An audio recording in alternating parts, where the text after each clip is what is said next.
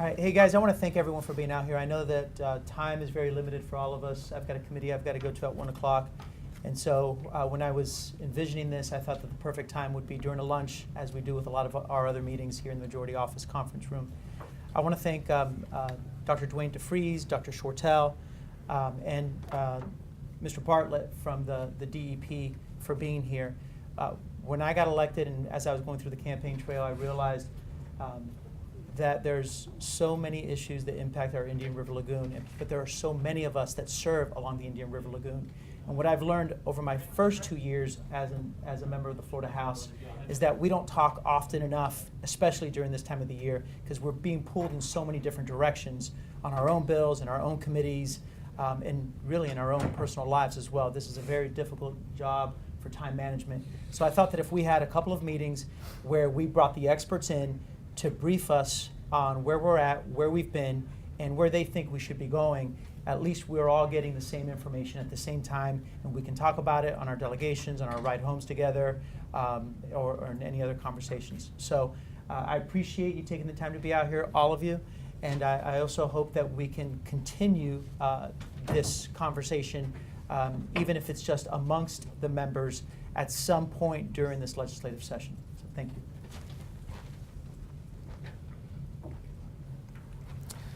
Well, it's a pleasure to be here. Thank you all for coming. I think this is the first time, and I've been doing Indian River Lagoon things for, seems like, almost 4 decades. And so I think it's really good that we get together and look at the big picture on a regional scale. I'm going to just give you a quick briefing on where we are with the Indian River Lagoon National Estuary Program. As you all know, in 2011, we had a super bloom that, for all intents and purposes on a scientific scale, looks like it tipped us into a situation where we are blooming on a recurring basis now in Volusia, Brevard, and the northern part of Indian River County. But the fact is, these blooms are extending throughout the length of the lagoon. And so I think it's important to understand the scale, temporal and spatial scale of a 156-mile system. So the chronic issues, relate to stormwater, groundwater, nutrient loads, even atmospheric deposition. And then we have these episodic events. There was a hearing in the Senate this morning about Everglades. And so you add on these Lake Okeechobee discharges, and we saw a dramatic one in 2016 that created a massive cyanobacterial bloom. And so they are connected problems. The watersheds are connected. I think the important thing to remember is we're all working really hard at the state, at the Water Management District level, at EPA, within this newly reorganized National Estuary Program to start addressing these issues. But we didn't get here overnight, and we won't solve this problem without a long-term committed effort to reduce nutrients, reduce storm water and other water loads, and to address Everglades restoration. And so those issues occur at the local level, at the state level, at the federal level, and we need to be working together. So seeing a caucus come together like this, I think, is impressive, and I congratulate you for getting together, because this is how we'll solve the problem. My turn? Your turn.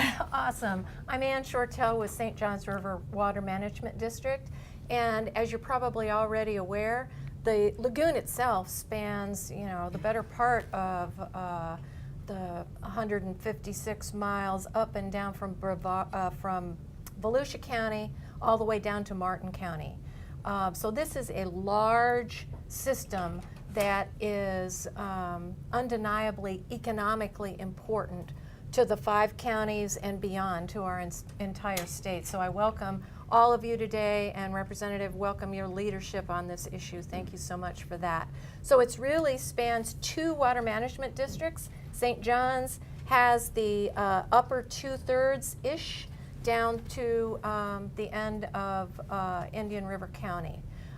So we actually were not affected in our area by the discharges this year that got so much publicity. But you may remember earlier in the year a rather intense drop in oxygen that caused a massive fish kill up in our area. So that, you know, we have challenges in the lagoon. And the challenges can be thought of kind of simplistically. And if you think about it simplistically, then we can all get to work on the ways to solve these challenges. Nutrients feed algal blooms. And when algae bloom, you can see the results up and down the lagoon. Those nutrients are coming in from the watershed, whether they're coming in stormwater or whether they're coming in shallow groundwater, perhaps from infiltration, but also from septic and so forth. You have to kind of put the lagoon on a diet, a nutrient diet. I had to go on a diet after Christmas, I'm sorry to say. We have to put the lagoon on that same diet to reduce the nutrients. And we also have what we call legacy loads, nutrients that are already in the lagoon, in the sediments. And it's great to dredge and take those out as well. It's good for the environment, it's good for the ecosystem, and that helps, again, to reduce that load. But keep in mind, just reducing the legacy loads, if we don't cut off the watershed sources, that's an issue, because then we're just taking it out with one hand and putting it back in with the other. The most important message for all of your constituents is we're all in this together. Dr. DeFries and his NEP are re-energizing everybody in the area and getting us all organized, which is awesome. What the water management districts bring to the table are the big picture projects that are maybe bigger than some of the local governments. So in our water management district, we have literally been investing millions of dollars on storage of stormwater, treating that stormwater, and reversing those flows off into the St. Johns River, which is where that water would have gone in the first place. So it's popular not only for the Indian River Lagoon and healthy for the lagoon, it's great for the St. Johns River, and it's great for Florida's water supply. So this is, you know, we need to do more and more of that, and we will. And you've got a takeaway handout from our district that kind of gives you a little bit of that information. The other thing that I wanted to mention, and we, of course, are working with Dwayne and his group collaboratively at all times, but in our district we have a cost share. In the last 3 years, we've funded 32 projects with our local cooperators in the 3 counties that we have in the Indian River Lagoon. Almost $15 million of water management district parlayed by local government into about $45 million of effort that directly helps us with that nutrient diet. So don't be shy. We want your participation. Yes, sir. Thank you. My name is David Santiago. I'm in Volusia County. It's a part of Volusia County, Oak Hill, New Smyrna Beach. But my question is, as you discussed today, could you share just a 2-part question, at least for me? One, can these blooms, is there any data that shows that blooms can occur naturally without any man-made additions to the nutrients? And the second part is, as over the last several years, as I talk to different water utility companies, I often hear that DEP and the authorities, like St. Johns River Water Management Authority, have different priorities as far as strategies on how to reduce certain elements, and they're encouraging different types of projects, which in some cases cost more money or cause confusion. Is there any cross work happening between the 2 agencies to have a clear message how to reduce these? Those are great questions, and I see Drew creeping up here, so he might want to join in. With us. First of all, to your question, I'm a limnologist. Absolutely, algae is a natural and not unhealthy part of all aquatic ecosystems. You can find them from millions of years ago in rock formations and in ice formations all over the world. They are natural. Where you have a problem is when they're out of control. If they're out of control because they're growing very fast, They block out the sunlight, they shade out the aquatic plants, which we do encourage, the aquatic plants, important part of the ecosystem.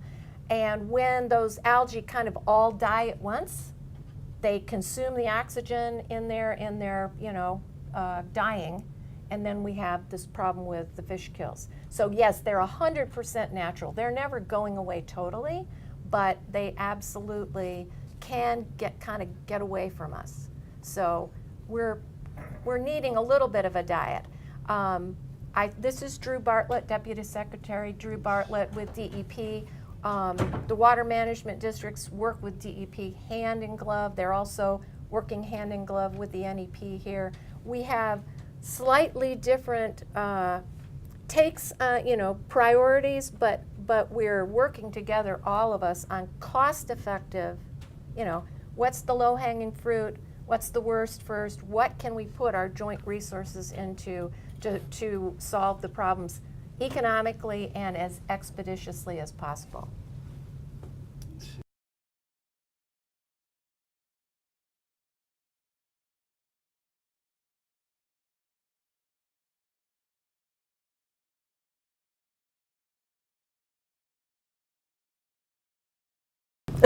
So I'm Drew Bartlett, Deputy Secretary for Ecosystem Restoration, and the one thing everyone agrees on, whether you're a local government, a state government, or a federal government, is that nutrients need to be reduced for the Indian River Lagoon to be healthy.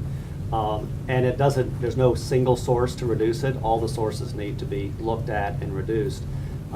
We have, like St. John's invests money in reducing nutrient pollution. We do the same thing. We've done it more than 100 million worth of projects in the Indian River Lagoon in the recent years. But what I really want everyone to know is that the department and the Governor Scott's office is teaming up to do a budget request for dedicated funding for Indian River Lagoon restoration. And it is for septic to sewer projects, reducing the septic tank load, trying to get those costs down because those are expensive projects. And I can show you the maps. We have a lot of septic tanks in the Indian River Lagoon area. And then controlling stormwater sources because that comes from our yards, neighborhoods, agricultural areas which carry nutrients, and muck removal. So we're looking at a $20 million budget request per year, reoccurring funding, because this is. And if I might add to that, that's one of the powers of this restructured National Estuary Program. That part of that restructuring was recognizing that we had a new suite of challenges and opportunities to work better together. And for me, one of the really profound changes is how active the cities and the local governments have gotten in this effort.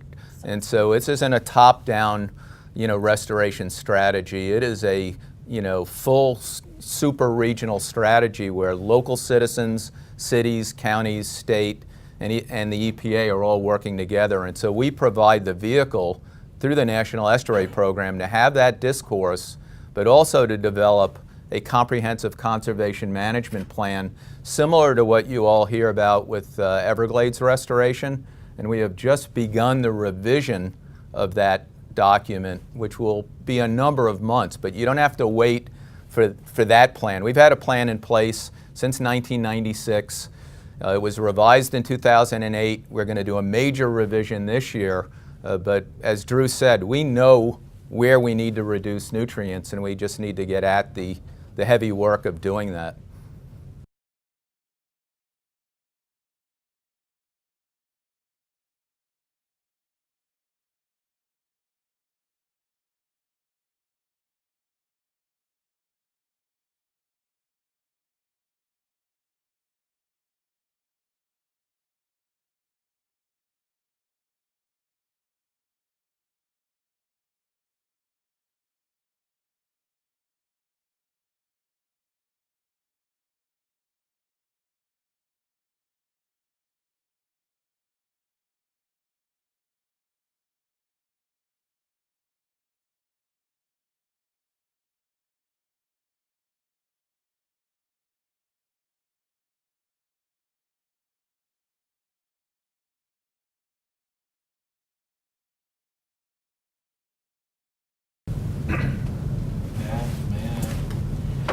And of course, I'm an advocate to clean it and make it better. But I just want to make sure the people in Brevard County understand something that they might not be aware of. 1990, we were taxed for a stormwater tax at $36 per unit. Now it's up to $62 per unit. So it went from 3 million to 6 million. Still today, and it was for stormwater management. Still today, there's 1,500 ditches running into the lagoon out of Brevard County.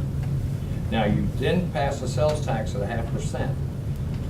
So what I'm trying to say to you delegates is, local government better be aware of the fact that we're watching how they're collecting taxes against us and spending it. Now, for 26 years, they said they just kept up with inflation, okay? I don't know, you have collected somewhere between, 3 would be 68 million, 4 would be 104 million. Do you still have 1,500 ditches running into the Indian River Lagoon? Something's wrong. Something is bad wrong. And I'm not pointing my finger at you because it's not your problem. And then they tell me that on an average, they say that 2.2 million goes to operating and maintaining 450 flood control stormwater treatment projects built since 1990. Well, you already had the tax money for that. You shouldn't have to spend the money that's coming in new for that. Ditches have always been there since 1900. About 700 goes to designing, permitting, construction, and new flood control projects. I will buy that. 3.2 million goes to design, permitting, construction, new stormwater quality treatment plants or treatment projects. This is insufficient for the 303 million they propose they need. Tom, I was the guy who voted for that tax. I can believe that. Yeah. I think you should be a good businessman and paying your taxes. One of the problems with the stormwater is a good thing. It's a great thing that we did. As far as the tax. Well, it's a user fee, because it's based on, it's not a tax, it's based on the amount of impervious surface versus pervious surface. If you had an active, healthy stormwater management system, you paid a lot less. So it wasn't a flat tax, it was based on the amount of runoff that your property is creating. And I've gotten very few complaints about it. As a matter of fact, it's become a very popular program, good and bad news, because after Hurricane Faye, sort of became a ditch and drain because of all the flooding from the tropical storm. It was never intended, it was intended for water quality. But the biggest thing we had is that the cities, a few cities have come around, but it was only in the county that had the stormwater fee. And unless you do a total county-wide, up to 15, 16 cities now in Brevard County. So we didn't make it as comprehensive as we would have liked. And then it became part of that money was diluted with fixing problems that developers had created because they didn't do adequate stormwater, so they built homes in floodplains and such. But Ann, you mentioned something, and Renee, I think this is something we ought to build on. You mentioned the St. Johns River. You really can't separate the St. Johns River from the Indian River Lagoon. It's like the Everglades and Lake Okeechobee in Florida Bay. And I think as we go forward with this caucus, we probably should look at pulling in our friends to the north that are part of the St. Johns Basin. It's a wonderful, I know when Senator Thrasher was in the Senate, he formed the St. Johns caucus, and it was amazing. That was probably one of the best caucuses I've been a part of. And But we there unite are with them, cross-cut I canals, think it gives big us a cross-cut tremendous group canals of members that are have putting a water common theme. from the St. Because John's that watershed St. Johns River, into the well, it lagoon used to with be a no lagoon treatment. So before to the your ocean point, rose. It so was a that lagoon. is an And the issue old, that the we're old working on. We've done Flagler Railway projects, built on the coastal ridge was the to, beach side. So reverse they flow are and very treat that intricately water and get tied, it back and I think into it builds our to the base. St. John's. And it goes all the way to Indian River County. I mean, 30 to the 50 Blue million Cypress gallons a Lake. day. It's a lot of water, but there's You know, a it's lot a more system, to do. and I think that would broaden our view. But And I'm flood glad. control's, important too. That 150,000 plus acres with the levees. When there's a big storm like Matthew, we thought Matthew was gonna hit in that area initially. We have 500,000 acre feet of storage. That's on that land. We can put 2.5 feet of water like that pretty much when we have a storm coming through, and that affects everybody in those counties in terms of flood control as well. My name's Tom Leake. I represent coastal Volusia County, and I'm the one true representative of New Smyrna Beach. That's still up for debate. In my research on this problem, I understand it to be both a nutrient in problem and a filtration problem. So nutrient, how do you process the nutrients that are in the water? Sure. And what I haven't heard yet is what's being done with regard to the filtration side of it. So can you address for me what, if any, steps we're taking to increase the capacity to filter the nutrients coming through, and what needs to be done in that respect? Do you want me to start with that? Sure. If you look at the way we handle stormwater, and the district has some just tremendous projects now already, in phase completion, the key is you need to slow that water down. So when we just channelize these ditches straight to the lagoon, you got big flushes, high nutrient loads, but also high sediment loads, and that sediment contributes a lot to the muck problems that we see in the system. And so from a kind of a natural re-engineering standpoint, you bring reservoirs in, you have marsh treatment, and then you can start to slow that water down, reduce some of the sediment load, uptake nutrients with a suite of not only new processes, but we're starting to see new technology come to the table. And so that's how you control the source. You have to get it. It's much cheaper to slow the water and treat it before it hits the lagoon than after. However, we've got this tremendous muck load in the system, and so dredging, is one of the applications, but also getting our natural filtration capacity back in the system is going to be critical. Post-2011, we have lost, the number I hear now is around 60% of our seagrasses. Seagrasses actually, have a natural buffering capacity. We've lost a large number of oyster reefs, and we're in the process where water quality gets good enough, you can restore those oysters. But those internal filter feeders are going to be critical to this story. So it's a combination of remove where you can, reduce everywhere you can, and then restore, those natural nutrient filtration capabilities, both on the water coming into the system and in the system itself. Yes. So my name's Randy Fine. I'm a representative from Brevard County, and I'm new to the political process, but I've lived in Brevard County for a number of years, and the lagoon, I live on it, it looks pretty bad, and I hear a lot of projects, but the sort of current situation is pretty grim. So if you're us and you're sort of thinking about the top 3 things we can do as a legislature to really solve the problem and not wait for more studies or more reports, what are the things that we can do now to begin to really turn the ship around? What do we need to be doing? I mean, I'll take that, but as a legislative body, and this applies to our springs contamination issue, which we have in our state. It applies to Indian River Lagoon, but it also applies to the Everglades, but it also applies to Indian River Lagoon with respect to Brevard. And it's infrastructure investment, and that's really what it gets down to. And with the Water Management District looking at the flood control features, and because right now when you take a lot of water that's flooding and you just shoot it to the lagoon without capturing and treating it, that's bad, right? So that's an infrastructure investment that needs to happen. The amount of septic tanks along the lagoon is hundreds of thousands. Sure. And that they can leach into the drainage canals that can then get to the major canals to the lagoon. I've been meeting with the commissioners and county utilities to talk about how to set forth a 20-year plan to address those septic systems, whether it's sewering or retrofitting them so they remove the nutrient pollution. So from a legislative body, what we need is dedicated funding for fixing these infrastructure problems. And it does involve muck removal too, which isn't infrastructure, it's ecosystem restoration. But all of that, it's more than $1 billion investment. And so I would assume it's more than $1 billion it probably in would be. Brevard County to replace all the septic systems. And hopefully we won't have to replace all of them. But we certainly Brevard County is a very active local environmental program. We partner with them along with the Water Management District in the estuary program to really look for the hot spots.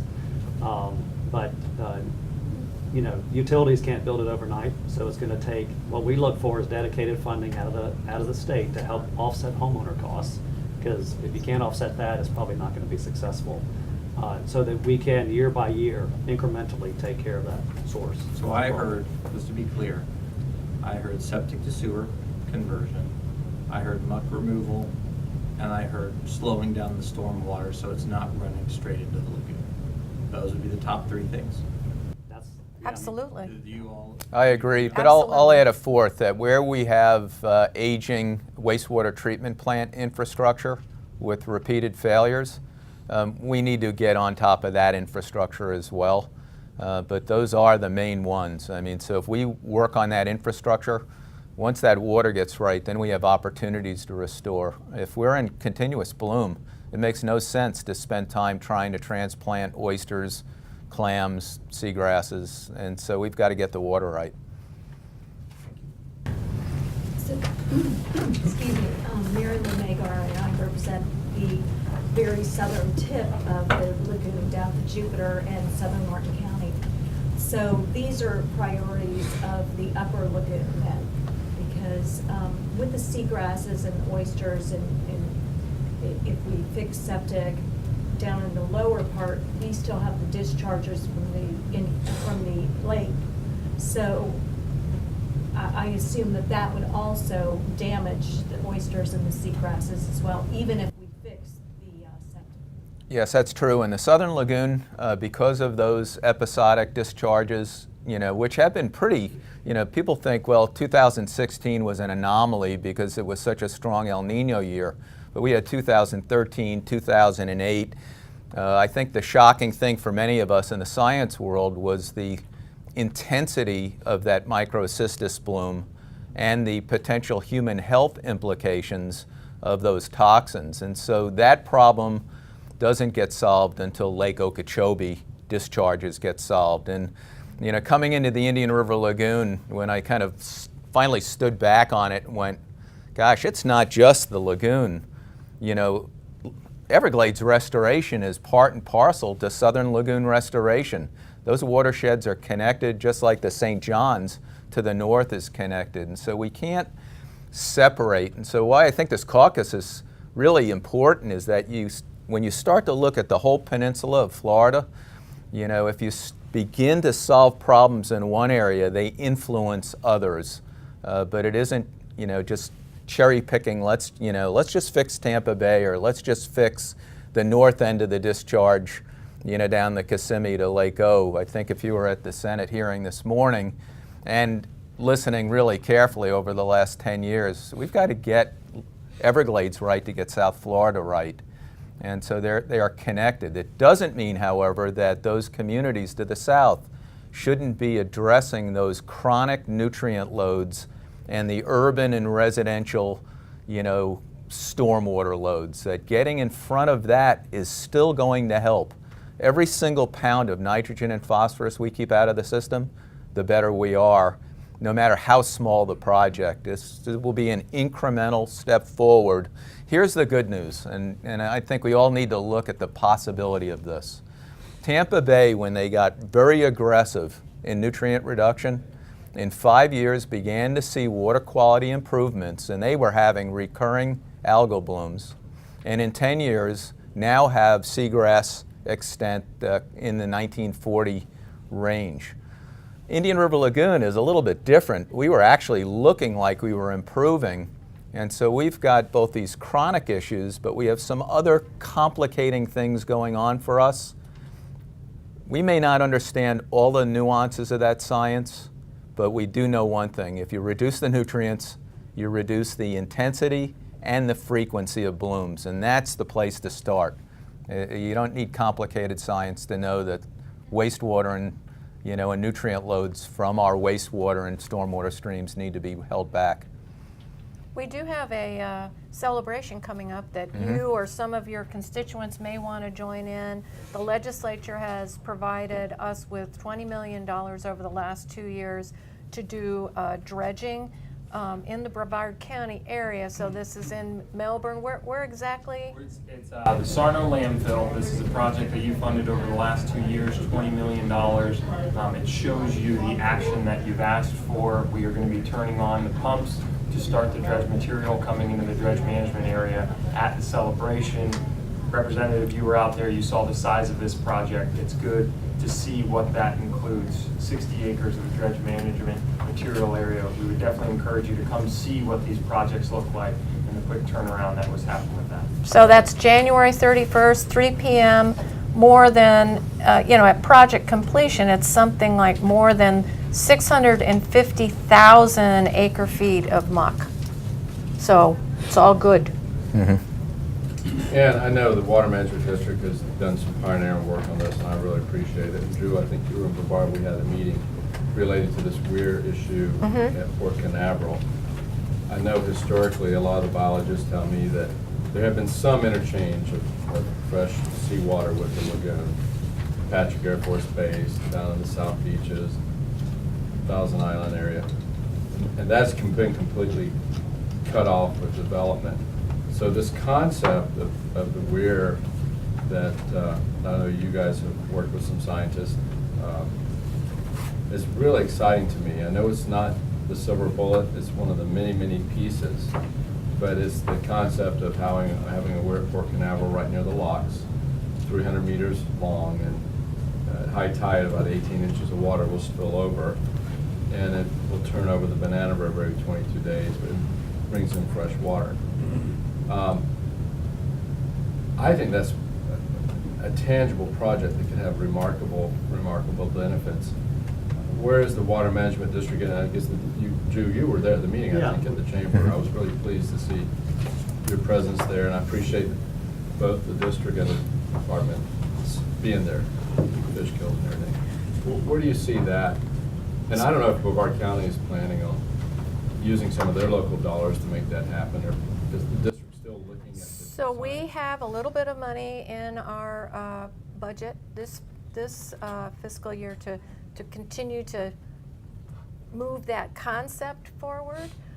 It would be a big project and would require a lot of funding at the end of the day. I don't think we know yet, but it's big. It would have to be agreed that that everybody agrees, yeah, this is important. I mean, it did used to occur naturally, the breaches. So I can see readily how it would be beneficial, but we're moving slowly. I do think that it's important for folks not to get focused on it because, as you just said, that alone is not going to carry the day. So we've got to diversify and remember that nutrient diet. But we are continuing to move that ball forward, just not at lightning speed. I'm going to have to go to a committee meeting. I just want to commend Representative Placencia for this idea, but I would like to also see if we could have a little bit more collaboration with the South Florida Water Management District and all the other, create even a bigger coalition. You have the people over on the Caloosahatchee that's having their discharges out that way. And as we look at this problem, we need to realize, and I think we all do, that we could fix it here, but it's still going to create a problem there if we don't deal with the totality of it. And I had an opportunity about 3 years ago to sit down with some scientists, and they had an infrared map of the hot spots. And one of the hot spots was up in Indian River County. And it was around what they call the moorings. And I asked the scientist, why is it so hot there? She said, well, what happens is when the people have their grass cuttings, which have been fertilized and all these chemicals, when they cut the grass, it goes into the drain and then it goes out into the river. And that's why you saw all of those nutrients just blooming there. So we need to look at that as well as bring the South Florida Water Management District forward and bring some of these scientists to the table, because I think that we all recognize that there's a problem. I had an opportunity to go down to Martin County, Representative Harold and I, and to a tour, but actually it was so bad down there, that stuff was this thick, and you got within 1,000 feet of it, your eyes would burn. They gave us masks. That's how bad it was down there. But I think that we should not wait until, and then we got the dike also. It's just, we need to get the Army Corps of Engineers on board, because they got to release that water, because if they don't, run the risk of the dike breaching. But I think we need to bring all the stakeholders to the table and lay out a plan that we're gonna address everything, but we're gonna do it in steps and phases. Because if we fix one, it's almost like you pushing something down over here and it pops back Yep. up over here. You're right, you're wise. Thank you. I've got a question. So what's the impact of new construction? And our state is continuously growing. There's going to be new construction in close proximity to the Indian River Lagoon. Is there a structure in place where we are, I guess, mitigating the unintended consequences of stormwater runoff from these new home developments, septic tanks, if there are, and regulations on the new types of septic tanks? And I can try to take that. From what we've seen across the state, and we implement the water quality program across the state, new construction is governed by environmental resource permitting when it comes to stormwater, and that program captures and treats stormwater effectively. So from a stormwater standpoint, we don't see as much problems as the historic pre-environmental resource permitting construction projects, which now we're trying to fund retrofitting. From septic, that is something we absolutely have to be mindful of when looking at new developments. I think all the developers, all the utilities are becoming very much aware of that. And so the preference, it all has to do with density of housing. You know, larger lots with one septic tank, it's really not as big a deal. But if you do quarter-acre lots on a septic tank, then that could be a big problem depending on where it is. So there's a lens being applied in environmental resource permitting with respect to septic tanks, and the Department of Health is currently in rulemaking right now to make it much easier to permit a septic tank that removes nitrogen, you know, as a source. But as we're going forward and we're retrofitting old neighborhoods that were permitted with septic tanks, there's going to have to be a much better lens on the newer ones. Renee, I think that's an excellent point too, because I think that's where land acquisition comes in.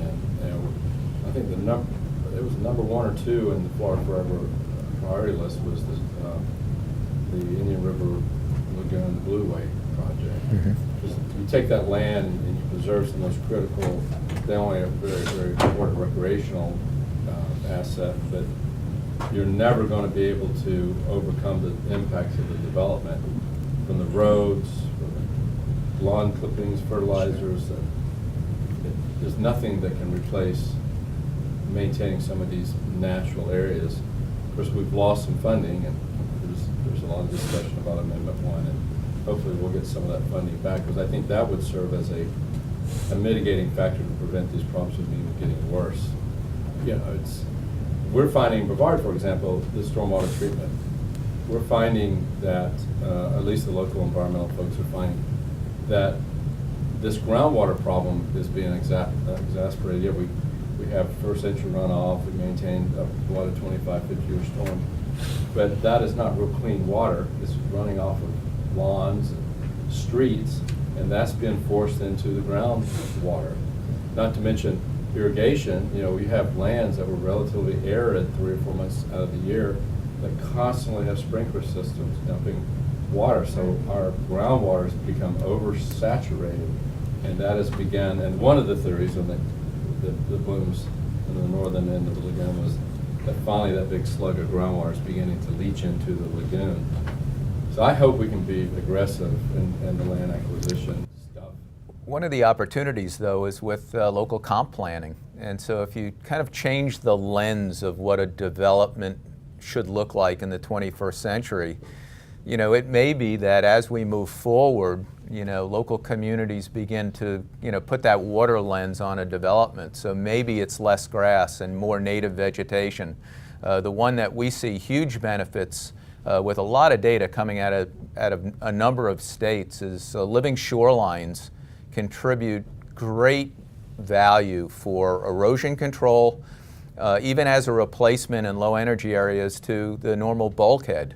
And so if you're on a canalway and you get to that 20-year life cycle of a typical boat, you know, bulkhead, you can go to a living shoreline. You'll get, you know, it's about the same price. You get natural vegetation, better runoff control, less erosion, but they actually have way better storm resilience to back erosion. And so some of the performance measures, and this is evolving. The key is you want to make it easy to do the right thing and not hard. And so comp planning is going to be part of this as it relates to lawns and how you vegetate a property and how you do the layout. And I think local governments have some opportunities to do amendments there. I think most of the members have had to, we have Yeah. committee meetings we have to go to. So real quick, I hope we can do this again. Oh, absolutely. Yeah. And soon. And soon. And I thank you for coming out and for all the work you have been doing over the years. And so we'd like to plan this again, and I'll work with your staff to make sure that we get a schedule that's good for all of us. Thank you. That's great. Caucuses in the past have been both chambers. I mean. And we do have our Senate members here. We have a representative from Senator Huckel's office. And I think there's someone from Representative Mayfield's. No, okay. She was in the committee. Yeah, but I did speak extensively Okay. with her about it. So. Excellent. Yeah. Okay. All right. Thank you. Thank you. Thank you. Good work.